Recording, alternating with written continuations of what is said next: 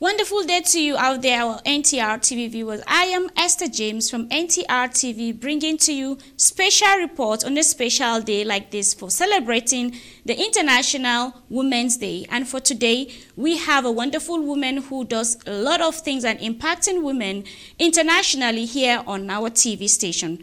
All the way from UK. She is the owner, the CEO of the Here Women Foundation, which has been in existence for a while, but I am not in a position to tell you everything. That's why we have her here. So do not go anywhere, as she will tell us the impact, what is it all about, when has it been established, and also special advices to you, especially our wonderful women there in Africa. Thank you for having you, Ma. Welcome to our special report on NTR TV. Hello, thank you very much for having me. Thank you so much. Happy International Women's Day. Happy International Women's Day to all the women around the world. Thank you so much. Ma, as the CEO and also the founder of the Here Women Gaga Foundation in UK, can you tell our viewers more about it? But before then, if we can know more about you and more details about the foundation. Thank you very much. First of all, thank you for hosting me, and I'm really happy to be with you today in this special occasion. My name is DEQA Salat, and I am the CEO of Here Women Gaga Foundation, which was established back in 2018. I'm originally from Somalia, East Africa, so I'm an African as well. And I've been here in UK for the past 20 years, and as you said, I am not only a CEO of Here Women, but also I'm an advocate and campaigner for women's rights and empowerment, especially in African women, both in UK and in Africa. Wow, wonderful! Thank you so much. So, what's the vision and mission for this foundation? The idea of Here Women, the reason we set up Here Women was not to, people say empowering women, but I disagree with that. I believe that every woman is empowered and birthed. So what we do is to support. The idea was to support, to give her the necessary skills, information, in order for her to go out there and showcase her abilities and her power. So we believe all women around the world are already naturally empowered, and they are born empowered. Yeah, that's wonderful. Today marks a special day for the International Women's Day. In your own opinion, do you think that there has been an improvement on achieving the SDGs goals designed to end poverty, hunger, AIDS, and discrimination against women and girl child? Well, that's a good question. It's not enough. There's a lot of work that is being done, and is going on. As you know, the United Nations in its different entities, the world organizations, institutions are doing their best to eliminate all these forms that you've mentioned. Yes. However, it's not enough. There's a lot of work to be done, whether it's in Africa, whether in other countries around the world or continents around the world. And I think if we are, as human men and women, are very determined into eliminating all those forms of, I call it inhuman practices, that can be achieved. But there is a lot of things that is being achieved, but there is also a lot or many things that need to be achieved along the way. Yes, Ma, you made mention there are a lot of things yet to be achieved, especially in terms of entrepreneurship, I think, personally, and also political aspect of it as well. So where do you think this area should be taken a bit more serious? Where do you think the women should be able to also consider for a better development for the women in the future? Well, to address this issue is a multidimensional, as you know. Yes. It has to be not from bottom up or from up to the down. Women needs to be have the support, whether it's economical empowerment, because without the economic, you don't have the right many rights. But also, women needs to be education in order to use that economic facilities. Yes. Also, we advocate for women political participation. Why we advocate for political participation is because women need to be in the decision-making table where decisions are made on her behalf. Women needs to be there as well. So you have to have a multidimensional approach, whether it's education, whether it's health, whether it's political participation, and whether it's economical improvement and skills building. Yes, ma'am. The pandemic has really changed a whole lot of things, and we all know there are so many women. For myself, let's say we're trying to bring up different organizations like this to be able to empower the woman, girl child, also to also empower the men, right? But after the pandemic, a whole lot of things have changed, which means there's so much challenges for the young ones, the little organization that have not gone this far. As someone who has already established herself so far, what would be your advice to these women who are just starting an NGO to be able to make an impact into the society?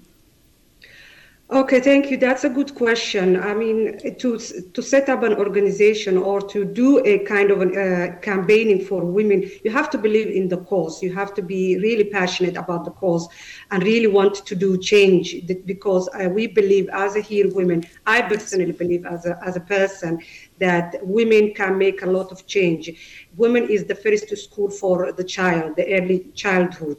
And if that child is given the right information, skills, and support by his mother, that child can become a very productive, positively productive human being in his community and again in the society.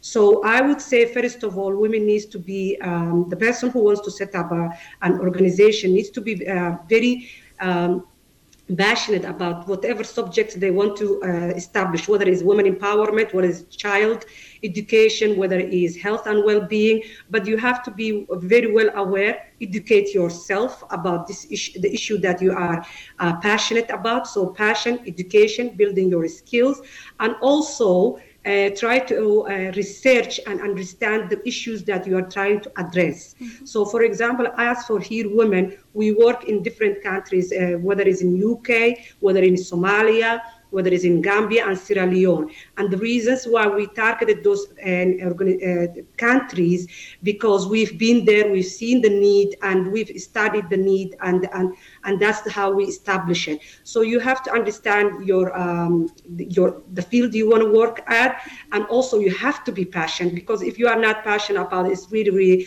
going to be difficult to support those that you are trying to support. Absolutely right, Ma. From your biography, from the experiences, from what I have searched about you, you have had a good experience and staying in Turkey, and we all know that Turkey and Africa so far are having a very good relationship in terms of business and other aspects of development for both countries.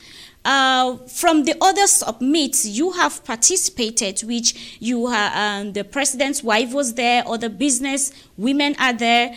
And also, as an African woman, knowing the challenges that most African women are facing, NTR TV broadcasts to like 42 African countries. What will be your advice to our women at home to take the advantage of this great relationship between Turkey and Africa in the aspects of women? Well, that's a good question, and I would say that Turkey is not the first time that they are supporting Africa. We have a long history between as an Africans and the Turkish as a nation, whether it is old Turkish, the Ottoman Empire, or whether the modern Turkish with the leading of President Erdogan. So I would say that I want to congratulate Turkey because I saw that so many ambassadors in Africa actually are women from Turkish ambassadors, women Turkish ambassadors, which shows you the importance for the Turkey to empower women, but also to showcase the support that they have for their women in order to hold big positions such as ambassadorial positions. So I congratulate the Turkish government in that aspect.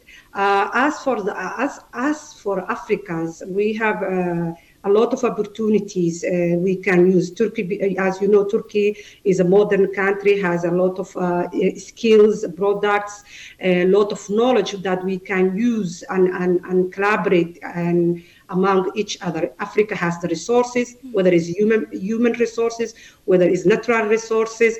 So there is so many aspects that we can collaborate. And I think right now there's a lot of projects that is going on that the Turkish government has it on the ground in different African countries. As you know, for example, you have the Turkish Airlines who flies to many cities of Africa.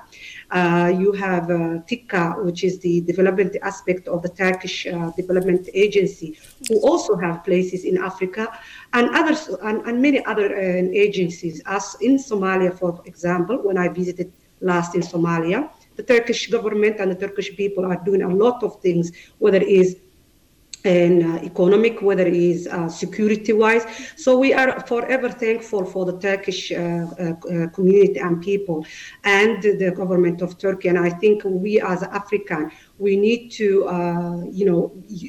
take the momentum and collaborate with our Turkish brothers in that term, and welcoming them and giving them the environment and the support that they need in order to develop and establish more work in Africa. Thank you so much, man. In order not to take so much of your time, as we know you have a very busy schedule for a special day like this, but before we go, I would love you to give our women, our African viewers, advice from you on a special day like this. Thank you very much for having me again. My advice, first of all, I would like to thank the United Nations as a whole, but UN Women, especially the work they are doing around the world. Although it's a very young organization when it comes to other departments or other institutions of the United Nations, especially the UN Women of Somalia, because I worked with them closely and I saw how they are really tirelessly working on the Somali elections. As you know, right now, we're having the Somali national elections, and we are working on the campaigning of 30% quota of the parliament to be held by women. So I would say the struggle, it's not a struggle. We are thankful for our brothers, men brothers. We have to convince them that empowering women, supporting women is only going to come back to them. It's an investment that will come back to them, whether to their children, whether to themselves. And I will say to the women of the world that, especially women in Africa, don't give up. I know this, the situations and sometimes the struggles is very hard. Sometimes you want to give up, but be inspired, love what you do, and know that you are the most precious humankind and you are the producer of humanity. So happy International Women's Day, and hope we see each other next year. But hopefully, thank you so much. Thank you for the wonderful insight, and thank you for giving us the opportunity to get to have you on a day like this, Ma.